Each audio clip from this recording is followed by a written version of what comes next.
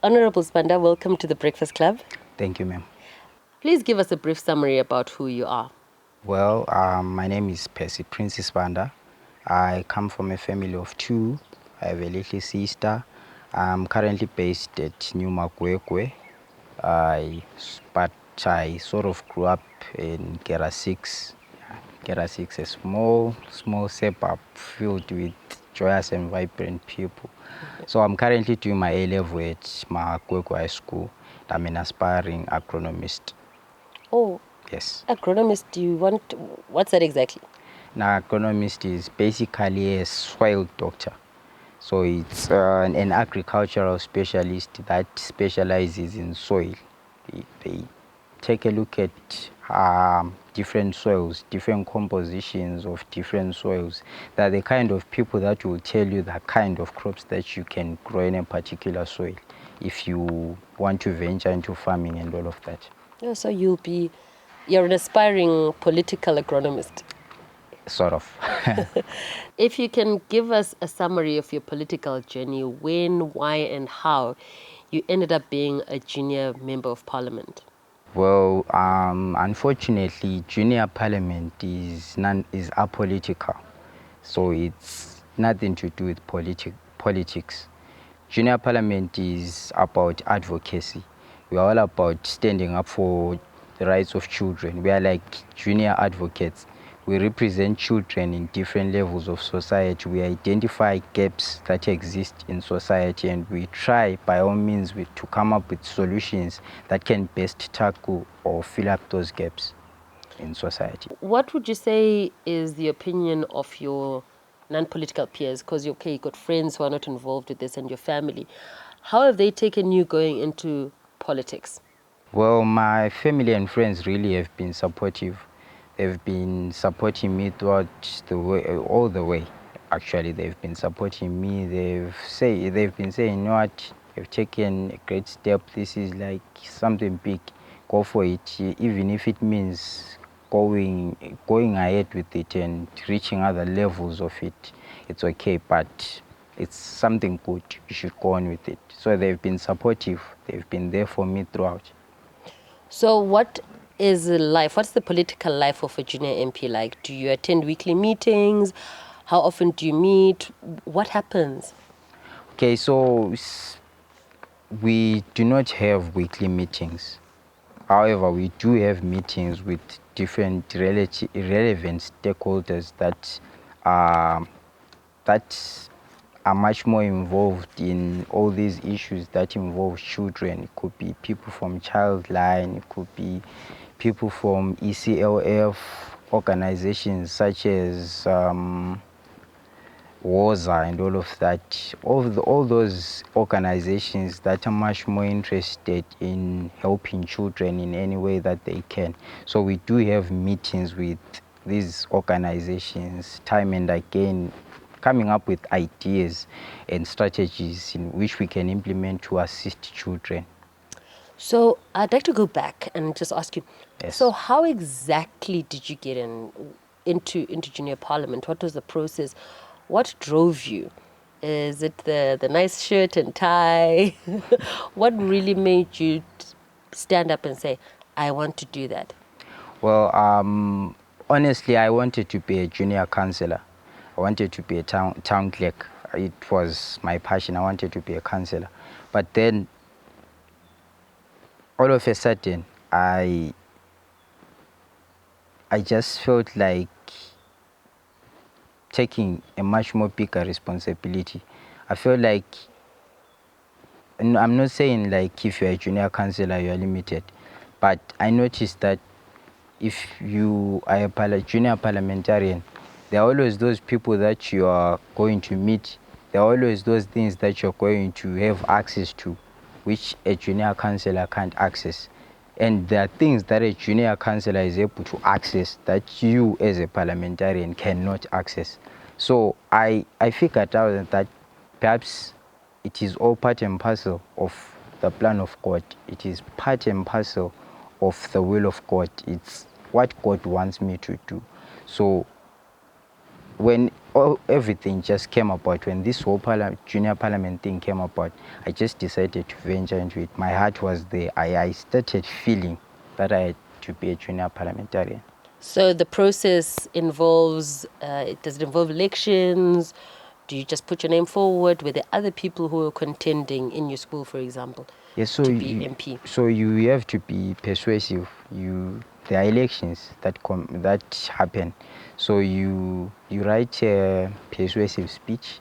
Yes, you need to give people a reason why they should vote for you as a junior parliamentarian. You should be convincing.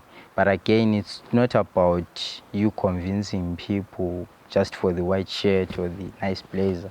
It's about you taking up responsibility, because really being a junior parliamentarian is more than you being fancy or shiny, but it's about you meeting the needs and interests of the people that you are supposed to serve, people that you have been given to serve.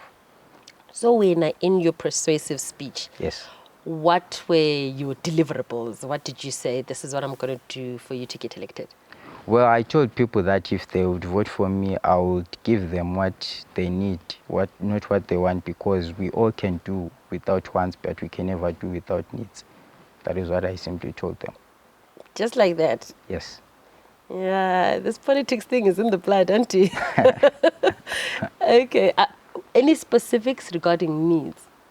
Because, I mean, I'm just trying to think, like, oh, I'll give you what you need. What were your specifics for you to say, all right, this is what you need? And maybe what I'm asking is, what were the issues that you were needing to address with the youth that you then put in your speech? Okay, one of the issues that I saw needed immediate attention now, one of those issues happened to be the issue of gangster-affiliated violence, which promoted gender-based violence, which still promotes gender-based violence. And I noticed of late that it has been quite a large number of youths that have been engaging in this gangster-affiliated violence issue, and they seem to be the ones in the forefront. They seem to be the ones who are pushing this whole thing. So I'm asking myself and saying, but these guys, they are engaging in all this because really they feel like it's the only thing that they are good at. It's more of like they seemingly have a distorted mindset. They feel like they are good at gangsterism. They feel like being violent, it's what they're supposed to be doing. Something. It proves something. It makes them it makes them felt. It puts them out there. It paints a picture. It creates an image for them. So I'm thinking to myself, no. But if someone is there, we could have someone standing out in that gap and at least pointing these guys to the right direction, say, you know what, guys, you are able to become a great person. Being a gangster won't get you anywhere. You have a bright future. You still have a bright future. You can become anything that you want in life, because everyone generally has a leadership ability in them. Most of those guys, some of them are able to become presidents. Some of them could make big ministers of finance and all of that. Some of them could make medical doctors. But because there is no one standing in for them, someone who is able to direct them towards that path that is able to lead them to that point which they must get, then that's why they end up deviating and venturing into all these things that at the end of the day destroy them. So would you look at becoming a senior politician or not? And if yes, why would you choose to take up politics as an adult? Well, I'll take up politics because I'll be knowing that I have something to offer for the people. I'll take up politics because there will be something that I want to offer to the people of our nation, even beyond. On the other hand, if you chose not to take up politics, what would be your reasons? I'm that kind of a person who just believes that if you put God in everything, there's no way in which you can go wrong. So if he says, don't venture into politics, I won't venture into politics. But if he says, go ahead, I will go ahead. Okay. With that said, if you had to continue in politics, what portfolio or ministry would you like to run as a senior member of parliament? Well, I think I would head to the Ministry of Health and Childcare. Why? Well, I think it's the only ministry that currently is more concerned about children, health of children and health of children. And I think the medical sector is one of the sectors that need immediate attention in any country. So I think that's the sector that I will go for. You'd be willing to take up the mantle of having the health of the nation in your hands? Yes. So let's take it a step further. If you had to become president of the republic, what are the top 5 things you would implement or change or add? Okay, first and foremost, I'll make sure that we become a God-centered nation. If we closely study the Israelites in particular, whenever those guys had a good king, particularly a king who feared God, everything just went in their favor, everything just went smoothly because those guys were centered and glued on God. And so, whenever they had a king who was just way out of line, things just never worked out for them. So I'd make sure that we are a God-centered nation. Number 2, I'd make sure that I address the issue of gender imbalance, because I feel like we still live in a society where really men are considered to be like the super gender. They are considered like they're the only people who are able to do things and all of that. They're still the only people who are afforded more opportunities compared to women. And number 3, I would tackle the issue of politics with regards to youth. So we need more youths venturing into these decision-making bodies and all of that. We need more youths engaging into these things because youths are the future. Youths are the leaders of tomorrow, or they are the leaders of tomorrow today. So they are not the leaders of tomorrow. No, they are the leaders today for a better tomorrow. So we need more youths venturing into into these decision making and all of that. And fourth thing that I would address, I would make sure that we live in a community where we do not have a Shona and a Ndebele, a Kalanga and a Tonga, but we have Zimbabweans. A nation where we are all one. A nation that has people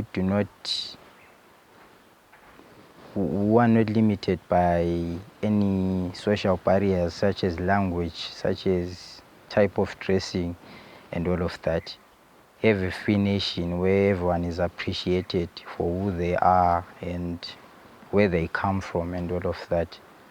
And the last thing that I would address, make sure that everyone is well equipped with their rights. Make sure that people know their rights. Many times people's rights are violated without them knowing. A lot of people are neglected because they do not know that they have rights. A lot of people are neglected because they do not have knowledge about their rights. So I think I would make it a point that people are educated about their rights. People know their rights and what the Constitution says about them. What would you say it would take to engage youth in politics? Asitsho ukuthi babe ngo-MP njengawe, But just the basic voting process, go get registered to vote and then actually go through the voting process. We have this mentality of saying, you know what benefit does it have if I go out there and vote? What does it benefit me if I go and cast my vote? How does my one vote change? In fact, what does the Constitution say about me voting? Does it have any benefit? Who does it benefit? So I think those are some of the things that come into our minds.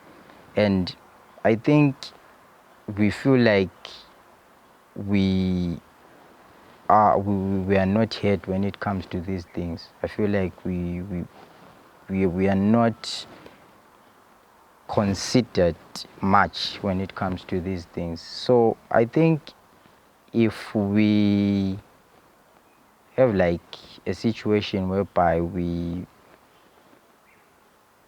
if we have a situation whereby we are shown ukuthi lathi ukuvota wethu kuqakathekile sibili kakhulu, I think that would actually help, because really personally I wouldn't want to vote nxa ngingakwazi ukuthi kubenefithani ukuvota kwakhona.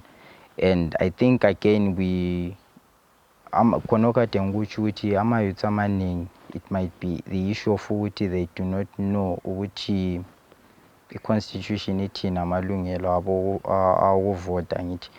So lakho kuqakathekile futhi bebekwazi ukuthi i-constitution ithini amalungelo abo okuvota.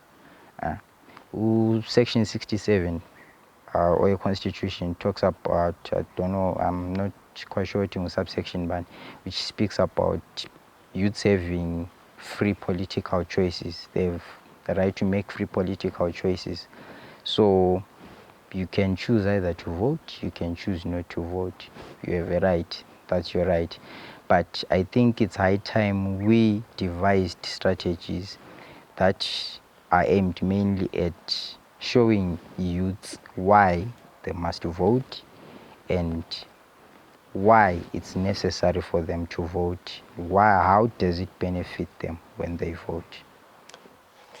You had mentioned something interesting earlier on about we should get to a point where there's no Shona, Ndebele, Kalanga. What have been your experiences in dealing with different people, different tribes, in politics, in your school life, in your general life in jail?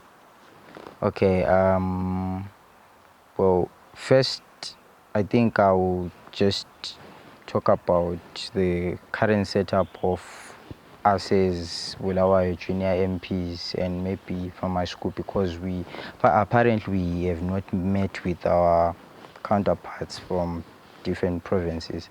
So as junior parliamentarians from Bulawayo, yes, we do have Ndebeles, we do have Shonas, we do have Sotho people there. Yeah, Sotho people, do we have coloureds there. So really it hasn't been a hassle, it hasn't been a challenge. We just reached a common ground. We just reached that point where we said, you know what guys, we have a mandate. As junior parliament, our mandate is to serve children. So we do not we have to put our differences aside. We are not about you being Ndebele, we are not about you being Shona. We are not about any of that. We are about meeting the needs and interests of the children. So we really sat down and understood why we are in junior parliament. That alone ensured us that we focus on executing our duties rather than us wasting our energies focusing on those social barriers. So earlier you mentioned Uguti Junior Parliament is not based on any parties. Yes. Do you think that's a contributing factor in how you are working well together? Ngoba in Parliament, you have, first of all, you have divides, which you are from this political party, that political party. Then it probably even gets broken down to gender, uthi male, female, all those issues. Do you think that helps? Uthi it's not political, you've just been elected based on something persuasive, and that's how you work together? Honestly, I don't think so. I don't think it's about being based on any political party. I feel like even if we were having different political parties, I think we would still work together the way we are working right now. I think we would still be working because all of us as Bulawayo junior parliamentarians, each and every one of us have different ideas. We all have different strategies on tackling the one situation or a problem, particular problem, and all of that. So even if we were coming from different political parties, I don't think that would have slowed down our progress and all of that. So what do you attribute? Why do you think that this generation seems to be working so well? What are you doing right? Is it an age thing? Is it because you don't have baggage from issues of life, Unje? What is it that makes you tick? And do you possibly think, Uti, if you're the next generation of senior politicians, you would maintain that? I know we can't predict, but it's just an opinion. Uti, do you think it would possibly carry through to senior parliament? Yes, I think it would carry out through to that point. If we were to become senior politicians, I think it would get there, considering that siyabe singabantu esikhule sonke singabantu esiyabe sike sasebenza sonke ndawonye, so siyabe sikwazi ukuthi ngiyabe ngikwazi ukuthi hayi umfowethu laphana unje ubesenza so, dadewethu laphana ubesenza so, siyabe siyazana. We have this connection, these relations. It would be like we will be having that bond, and I think that's one thing that would help us even if we were to become senior politicians, to make sure we, even though sesikhona at a higher stage, we are able to stay focused on our mandate as senior politicians. Okay. Yes. You mentioned, Uguti, one of the issues that you wanted to address was gang warfare, which then spilled into gender-based violence, Auntie. So, where you stand now, how can you be assisted to actually carry out a mandate for addressing gang violence and therefore addressing gender-based violence? Is there any assistance or resources that would help assist you, and maybe somebody out there could possibly be listening and assist you in your endeavor? Okay, well, I would like to call upon like the different organizations that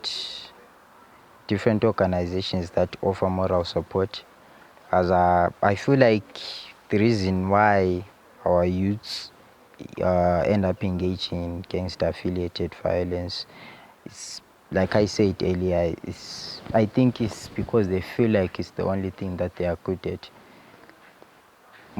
Some of them, they dropped out of school because of maybe waungela mali yokubhadala school fees, abola ma resources wokuthi baye esikolo. Some of them come from child-headed families, baba bezindlu, mama bezindlu. Some of them maybe they come from abusive backgrounds and all of that, and all of those things contribute towards building that person. That person who society will now deem as a menace, who society will now deem as unfit to live within people. So I think if we could have people who could maybe help on those regards, maybe we could find maybe umuntu kaya esikolo because of maybe the fact ukuthi akayenelisi ukubhadala school fees, or maybe because they come from child-headed families and all of that, and they now have to balance between maybe isikolo and imuli ngapha. At the end of the day, it becomes quite a strain. Lakhona ukuthi abanye vele they might be having everything, they might be having a family and everything, but because they feel like they don't see a reason why they must be at school, they feel like being a gangster, they were born to be gangsters. They do not have like visions, like proper visions of what they should become. So I feel like if we could have people from different institutions that could maybe assist on that regard, I think that would help, be it in from maybe at school level, community level. Yeah, I think that would help. There's an event that you were involved in, and you were talking about gender-based violence and how, yes, we should encourage our women to speak out, to stand up and speak out. But at the same time, you spoke about the need to actually have men being taught on how to conduct themselves in relationships. Bangachayo mama, can we talk more about that? I think the reason why maybe first and foremost men do this is because they want to feel big. They want to feel strong. They want to feel possessive. They have this tendency, let me use the term we have this tendency of feeling like if umuntu ongumama engakhuluma sephambanisile, umama akakhulumi, umama akaphenduli, umuntu ebese egcina echaya umama, of which really we do not condone any act of GBV, and I think it's one thing that men should be reminded of. It's something that they should be told about time and again. You know what? You should never hit a woman, because a woman is important equal as you are. A woman too has rights. A woman too deserves to be treated like anyone else. So I think it's one of those things which men tend to want to feel superior and all of that. They tend to feel like, you know what, women are fragile, women can't do anything and all of that.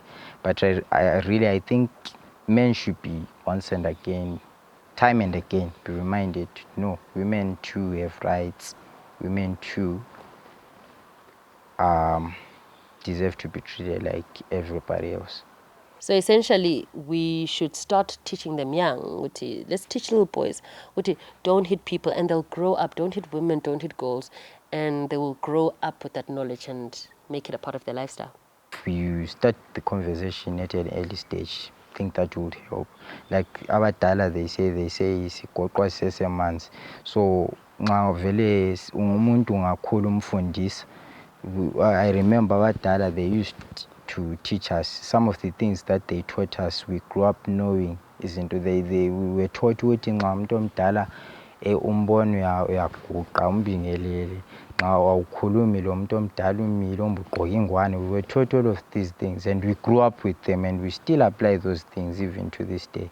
So I think if abantwana bengafundiswa besakhula ukuthi hayi umuntu ongumama akatshaywa, like umuntu lamalungelo, I think that would go a long way. Honorable Sibanda, it's been such a pleasure having you on the show. Any last words for our viewers? Well, I'd like to say we all have rights, so stand up for your rights. If your rights have been violated in any way, speak out. You do not have to be a militant or a police officer for you to speak out and to be heard. You have to speak out.